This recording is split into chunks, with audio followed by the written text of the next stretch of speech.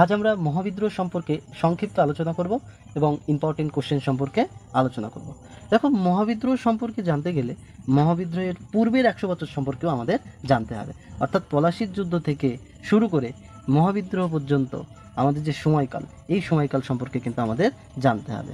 অর্থাৎ 1757 খ্রিস্টাব্দে পলাশির যুদ্ধে ব্রিটিশ ইস্ট ইন্ডিয়া কোম্পানি যখন জয়লাভ করে, তখন কিন্তু লর্ড ক্লাইভ এবং সিরাজউদ্দৌলার মধ্যে কিন্তু পলাশির যুদ্ধ হয়েছিল। এবং এই যে পলাশির যুদ্ধ জয়লাভ করার পর কোম্পানি কিন্তু আস্তে আস্তে ভারতের অভ্যন্তরীণ বিষয়ে হস্তক্ষেপ করতে শুরু করে। এবং 1764 খ্রিস্টাব্দ, এই সালটা খুবই গুরুত্বপূর্ণ, যে 1764 খ্রিস্টাব্দে বক্সারের যুদ্ধের ফলে কিন্তু এই যে অভ্যন্তরীণ বিষয়ে হস্তক্ষেপ, তার পথ কিন্তু সুগম হয়েছিল। এবং পরবর্তী সময় ইস্ট ইন্ডিয়া কোম্পানি দ্বারা বিলেত থেকে যে সস্তা দরের শাড়ি ভারতীয় বাজার দখল করছিল, এর ফলে কি হয়েছিল না, আমাদের ভারতীয় যে শ্রমিকরা ছিল, যারা বস্ত্রশিল্পের সঙ্গে যুক্ত ছিল, তারা এই সমস্ত শ্রমিকরা কিন্তু প্রচুর পরিমাণে তাদের পেশা হারায়, তাদের কাজ হারায়, এবং তারা নিরুপায় হয়ে কিন্তু কৃষির উপর নির্ভরশীল হয়েছিল। কৃষির নয়, কৃষিকাজের উপর, অর্থাৎ এগ্রিকালচারের উপর কিন্তু তারা অনেকটাই নির্ভরশীল হয়ে পড়েছিল। দেখো, এই যে সমস্ত কৃষিকাজের উপরে যে সমস্ত শ্রমিকরা নির্ভরশীল হচ্ছিল, এর ফলে কি হচ্ছিল, প্রথমত কি হচ্ছিল, আমাদের প্রচুর পরিমাণে অর্থনীতির ঘাটতি হচ্ছিল। দ্বিতীয়ত, ভারত থেকে প্রচুর পরিমাণে সম্পদ ব্রিটিশ সরকার ইংল্যান্ডে প্রেরণ করছিল, যার ফলে ভারতে অবশিল্পায়ন হয়েছিল, অবশিল্পায়ন কিন্তু লক্ষ্য করা গিয়েছিল ভারতে।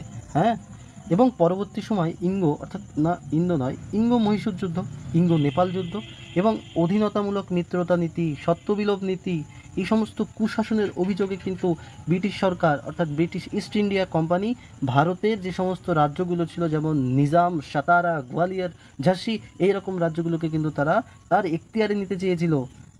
এই সমস্ত ক্ষোভ কিন্তু সেই সময় মানুষের মধ্যে ছিল।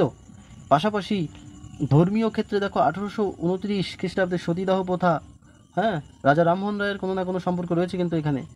1856 খ্রিস্টাব্দে বিধবা বিবাহ ভারতে, ঈশ্বরচন্দ্র বিদ্যাসাগরের কথা রয়েছে, লর্ড ক্যানিংয়ের কথা রয়েছে।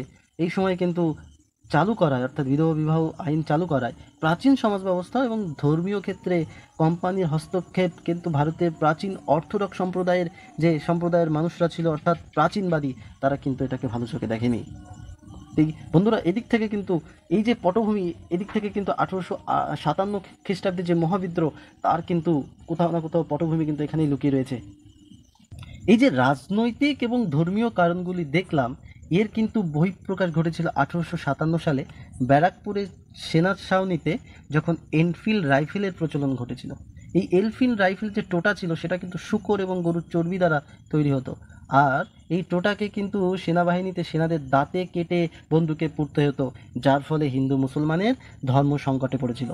এই কারণেই কিন্তু 34 নম্বর ব্যারাকপুরের 34 নম্বর রেজিমেন্টের সিপাহী মঙ্গল পাণ্ডে, যিনি কিনা প্রথম আওয়াজ তুলেছিলেন এর বিরুদ্ধে। ব্রিটিশ সরকার কিন্তু বারংবার এই মিথ্যে আশ্বাস তাকে দেওয়া সত্ত্বেও, তিনি যখন প্রকৃতভাবে বুঝতে পেরেছিলেন, তিনি কিন্তু 1857 সালে 29শে মার্চ, ভেরি ভেরি ইম্পর্টেন্ট, 1857 সালে 29শে মার্চ মঙ্গল পাণ্ডে ব্যারাকপুরের সেনা ছাউনিতে কিন্তু বিদ্রোহ শুরু করে, এবং ইংলিশ সরকার তাকে আটক করে এবং ফাঁসি পর্যন্ত দিয়েছিল। তাই মঙ্গল পাণ্ডে কিন্তু ভারতীয় ইতিহাসে, অর্থাৎ সিপাহী বিদ্রোহের প্রথম শহীদ হিসাবে পরিচিত। ভেরি ভেরি ইম্পর্টেন্ট লাইন, যে মঙ্গল পাণ্ডে ছিল কিন্তু ভারতীয় সিপাহী বিদ্রোহের প্রথম শহীদ। এবং এরপরে কি হচ্ছে, এই যে জোয়ালা, অর্থাৎ আগুন, বিদ্রোহের আগুন সারা ভারতে কিন্তু ছড়িয়ে পড়ছে। এই সময় কিন্তু প্রকৃত অর্থে কিন্তু সম্পূর্ণভাবে বিদ্রোহ শুরু হয়নি, অর্থাৎ পরিকল্পিতভাবে কিন্তু বিদ্রোহ এখনও শুরু হয়নি। আমরা জানবো যে প্রকৃত বিদ্রোহ কিন্তু শুরু হচ্ছে পরবর্তীকালে। দেখো, ভিডি সাভারকার, অর্থাৎ বিনায়ক দামোদর সাভারকার, এই যে সিপাহী বিদ্রোহকে কিন্তু প্রথম স্বাধীনতা যুদ্ধ বলে অভিহিত করেছিল। এই যে সিপাহী বিদ্রোহ অর্থাৎ মহাবিদ্রোহ, একেই কিন্তু প্রথম কি করেছিল না, স্বাধীনতা যুদ্ধ বলে অভিহিত করেছিল।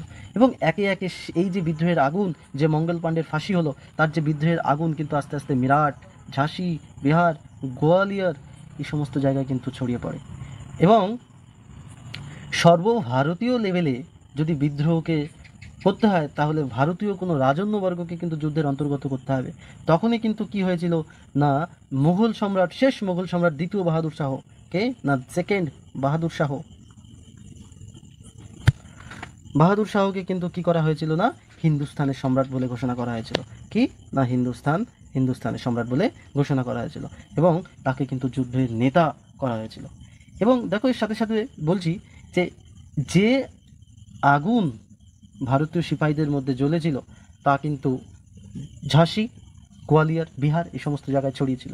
এখন শুধু সিপাহী নয়, সাধারণ যে রাজন্যবর্গ, এই যে ইংরেজ ব্রিটিশ ইস্ট ইন্ডিয়া কোম্পানি, এরা যে মানুষের মধ্যে অর্থাৎ এদের যে নির্মমভাবে অত্যাচার করেছিল, ভারতের অর্থকে ধ্বংস করেছিল, ভারতের সম্পদকে ইংল্যান্ডে নিয়ে গেছিল, হ্যাঁ, এর ফলে কি হয়েছিল না, প্রকৃত অর্থে সমস্ত ব্যক্তির মধ্যে কিন্তু যুদ্ধটা সবাই কিন্তু এর অর্থ বুঝতে পারছিল।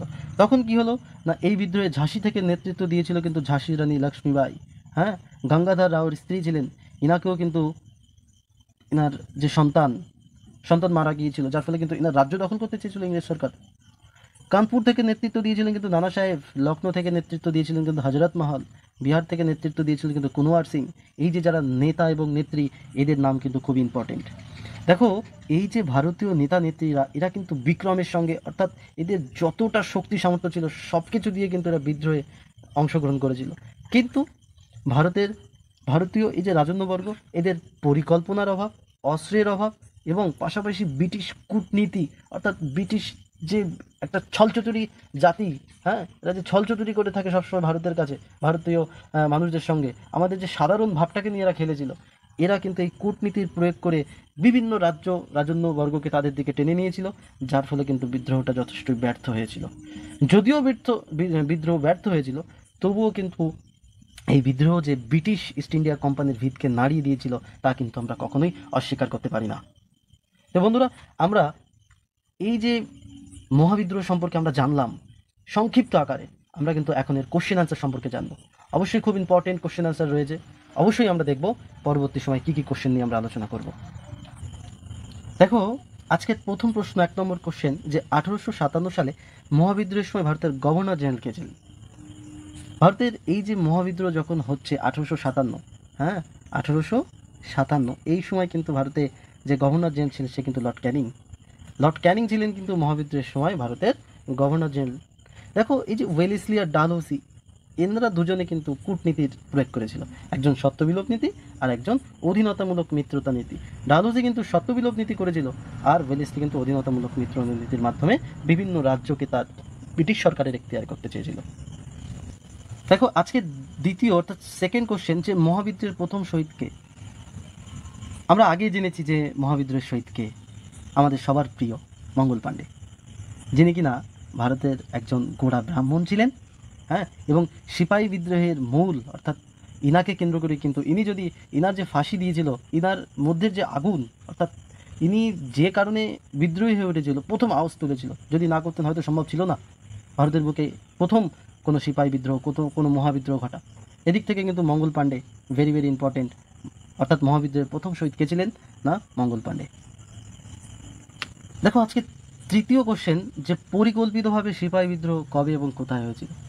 দেখো বন্ধুরা, আমরা প্রথম থেকে সিপাহী বিদ্রোহ সম্পর্কে আলোচনা করেছি এবং সেখানে বলেছিলাম যে 29শে মার্চ, কি না 29 মার্চ, মঙ্গল পাণ্ডে কিন্তু ব্যারাকপুরের 34 নম্বর রেজিমেন্টের 34 নম্বর রেজিমেন্টের একজন সিপাহী, যিনি কিনা প্রথম সিপাহী বিদ্রোহের ঘোষণা করছেন ঠিকই, কিন্তু পরিকল্পিতভাবে কিন্তু সিপাহী বিদ্রোহের ঘোষণা 1857 সালের 10ই মে হয়েছিল।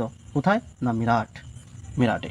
অর্থাৎ পরিকল্পিতভাবে সিপাহী বিদ্রোহের যদি সূচনা হয়ে থাকে তবে কিন্তু 10ই মে 1857 মিরাটেই সম্ভব হয়েছিল। আজকে চতুর্থ কোশ্চেন, মহাবিদ্রোহের সময় কাকে হিন্দুস্তানের সম্রাট বলে ঘোষণা করা হয়েছিল? দেখো আমরা আমাদের সংক্ষিপ্ত আলোচনায় আমরা জেনেছি যে মহাবিদ্রোহকে একটা সর্বভারতীয় রূপ দিতে গেলে একজন সম্রাট, একজন ভারতীয় সম্রাটকে তাকে ইনভলভ করতে হবে। এদিক থেকে কিন্তু মুঘল সাম্রাজ্য, অর্থাৎ শেষ মুঘল সম্রাট কে ছিলেন না, তৃতীয় বাহাদুর শাহ কিন্তু হিন্দুস্তানের সম্রাট হিসাবে পরিচিত হয়ে তিনি কিন্তু মহাবিদ্রোহের নেতা হয়েছিলেন। কিন্তু ইনি কিন্তু একদিক থেকে বয়স্ক ছিল, অযোগ্য ছিল, যে কারণে নেত্রী বা নেতা হিসাবে ইনি কিন্তু খুব একটা এনার কঠিন রোল বা মহান রোল কিন্তু আমরা পাইনি। ঔরঙ্গজেব, দেখো ঔরঙ্গজেব কিন্তু 1707 সালে মারা যান, হ্যাঁ। আকবর কিন্তু মুঘল সাম্রাজ্যের শ্রেষ্ঠ রাজা বলা যায় আকবরকে। আজকের পঞ্চম কোশ্চেন, কে মহাবিদ্রোহকে ভারতের প্রথম স্বাধীনতা সংগ্রাম বলে আখ্যা দিয়েছিল? কে মহাবিদ্রোহকে ভারতের প্রথম স্বাধীনতা সংগ্রাম বলে আখ্যা দিয়েছিলেন বিডি সাভারকর, বিনায়ক দামোদর সাভারকর। বিডি সাভারকর কে না, বিডি সাভারকর। এই ব্যক্তিই কিন্তু মহাবিদ্রোহকে ভারতের প্রথম স্বাধীনতা সংগ্রাম হিসাবে বর্ণিত করেছিল। পাশাপাশি দেখো, এই মহাবিদ্রোহের সময় কিন্তু সাধারণ মানুষের ভূমিকা খুব কম ছিল। এই যে ব্যর্থতা, অর্থাৎ মধ্যবিত্ত, হ্যাঁ, এই মধ্যবিত্ত সম্প্রদায়ের মানুষরা কিন্তু মহাবিদ্রোহে অংশ নিয়েছিল, কিন্তু সাধারণ মানুষ, অর্থাৎ সাধারণ মানুষরা কিন্তু এই বিদ্রোহে অংশ খুব একটা গ্রহণ করেনি। সবাই নিজ নিজ স্বার্থে বিদ্রোহে অংশগ্রহণ করেছিল। আজকে 6 নম্বর কোশ্চেন, ডিসকভারি অফ ইন্ডিয়া বইটি কার রচনা? দেখো, ডিসকভারি অফ ইন্ডিয়া এই বইটি রচনা করেছিলেন বা লেখক হচ্ছেন পণ্ডিত জওহরলাল নেহরু, ভারতের প্রথম প্রধানমন্ত্রী। এর সঙ্গে দেখো দাদাভাই Naoroji, poverty and un-British rule in India. পুরোটা লিখতে পারছি না, একটু প্রবলেম হয় লেখার, যে কারণে আমি বলছি তোমরা অবশ্যই নোট ডাউন করে নিও যে দাদাভাই নওরোজির দ্বারা রচিত যে গ্রন্থটি সেটা কিন্তু poverty and un-British rule in India. এর সাথে দেখো, যদি স্বামী বিবেকানন্দের কোনো বইয়ের কথা বলে তাহলে কিন্তু বর্তমান ভারত, প্রাচ্য পাশ্চাত্য, হ্যাঁ, বেদান্ত, এই সমস্ত বই কিন্তু খুবই গুরুত্বপূর্ণ। দেখো, আজকে 7ম কোশ্চেন, যে শেষ মুঘল সম্রাট কবে মারা যান? আমরা শেষ মুঘল সম্রাট যিনি, তার নাম জেনেছি যে দ্বিতীয় বাহাদুর শাহ, দ্বিতীয় বাহাদুর শাহ। হ্যাঁ, এই দ্বিতীয় বাহাদুর শাহ মারা গিয়েছিলেন হচ্ছে 1862 সালে। কোথায় না, রেঙ্গুনে নির্বাসিত করা হয়েছিল দ্বিতীয় বাহাদুর শাহকে। আমি আগেই বলেছি ইনি কিন্তু অযোগ্য ছিলেন, বৃদ্ধ ছিলেন, হ্যাঁ, ইনি কিন্তু যুদ্ধ করার মতো সামর্থ্য এনার মধ্যে ছিল না, তবুও এনাকে হিন্দুস্তানের সম্রাট হিসাবে গ্রহণ করা হয়েছিল। তো যথারীতি ইনাকে রেঙ্গুনে নির্বাসিত করা হয় এবং 1862 খ্রিস্টাব্দে ইনি কিন্তু মারা যান। আর ঔরঙ্গজেব মারা গিয়েছিল কিন্তু 1707 সালে। এবং 1885 সালে কিন্তু আইএনসি, ইন্ডিয়ান ন্যাশনাল কংগ্রেস, কি না, আইএনসি প্রতিষ্ঠা হচ্ছে কবে না, 1885-তে। এই সময় গভর্নর জেনারেল কে ছিলেন? গভর্নর ছিলেন হচ্ছে ডাফরিন, কে, লর্ড ডাফরিন। 1885 যখন ভারতে আইএনসি প্রতিষ্ঠিত হচ্ছে, অর্থাৎ জাতীয় কংগ্রেস প্রতিষ্ঠিত হচ্ছে, তখন কিন্তু লর্ড ডাফরিন, হ্যাঁ, ভারতের গভর্নর হচ্ছে। আজকের 8 নম্বর কোশ্চেন, ভারতের শেষ গভর্নর জেনারেল ও প্রথম ভাইসরয় কে ছিলেন? চোখ কান বন্ধ করে বলতে পারি এই কোশ্চেনটা পরীক্ষায় আসার মতো। চোখ কান বন্ধ করে তোমরা প্রিভিয়াস ইয়ারের কোশ্চেন পেপার খুলে দেখো যে ভারতের শেষ গভর্নর জেনারেল নতুবা প্রথম ভাইসরয় কে ছিলেন। এসে বারংবার রিপিটেড কোশ্চেন, কে না, লর্ড ক্যানিং, অবশ্যই লর্ড ক্যানিং, যার সময় কিন্তু আমাদের মহাবিদ্রোহ সংগঠিত হয়েছিল। ডাফরিনের সময় বললাম, লর্ড ডাফরিন কি করেছিল না, আইএনসি গঠিত হয়েছিল।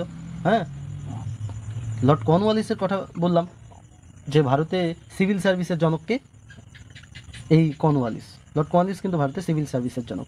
লর্ড মাউন্টব্যাটেন কে ছিলেন? লর্ড মাউন্টব্যাটেন কিন্তু যখন 1947 সালে যখন দেশভাগ হচ্ছে, তখন কিন্তু ভারতের শেষ, হ্যাঁ, গভর্নর জেনারেল ছিলেন লর্ড মাউন্টব্যাটেন।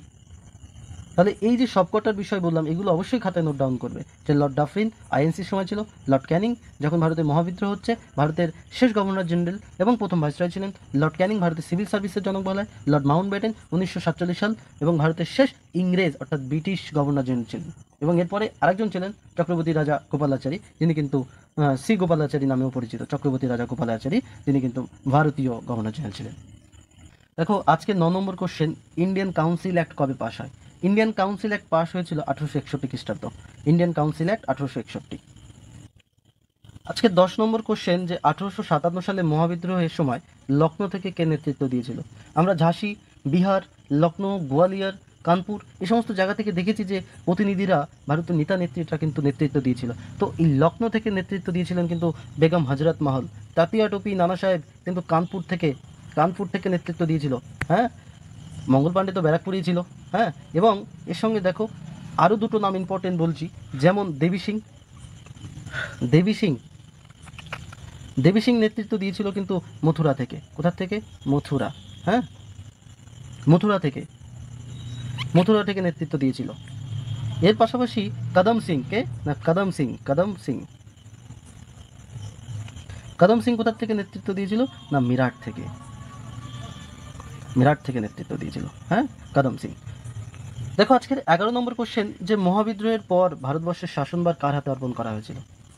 অর্থাৎ আমি আগেও বলেছি যে 1857 সালের যে মহাবিদ্রোহ, এই বিদ্রোহ কিন্তু ব্রিটিশ ইস্ট ইন্ডিয়া কোম্পানির ভিতকে কাঁপিয়ে দিয়েছিল। ব্রিটিশ পার্লামেন্ট এটা বুঝতে পেরেছিল যে কোনো কোম্পানির দ্বারা আর ভারতের শাসনভার করা সম্ভব নয়।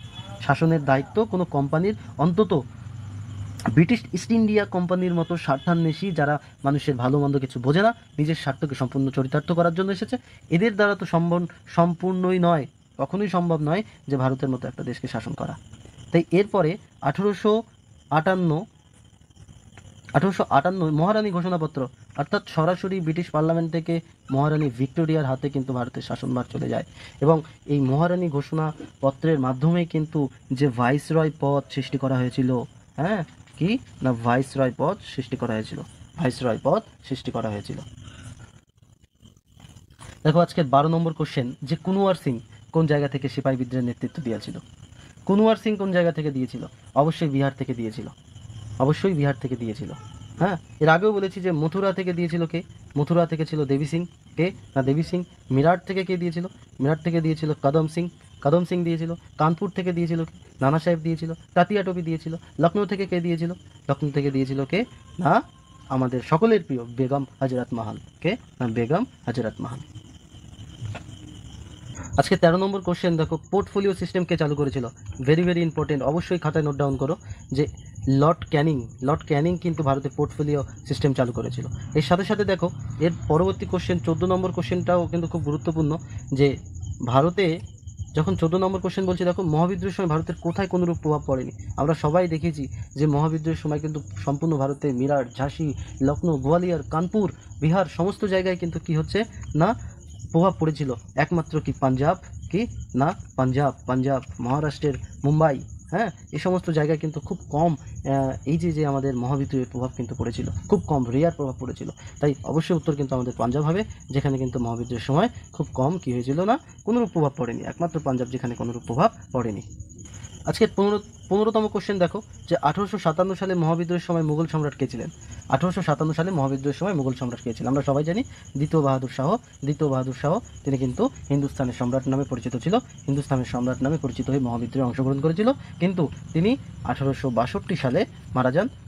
দেখো আজকে 16তম কোশ্চেন, যে নানা সাহেবের প্রকৃত নাম কি? নানা সাহেবের প্রকৃত নাম কি ছিল? আমি বলতে পারি যে 80% ছাত্রদের এই কোশ্চেনটা জানা নেই। এই কোশ্চেনটা সবাই ভুল উত্তর করে আসবে, 80%। তো নানা সাহেবের যে প্রকৃত নাম সেগুলো ধান্দুপান্ত ছিল। কি? ধান্দুপান্ত ছিল নানা সাহেবের প্রকৃত নাম। নানা সাহেবের প্রকৃত নাম ছিল ধান্দুপান্ত, হ্যাঁ, DHUN, ধান্দুপান্ত, PANT, হ্যাঁ।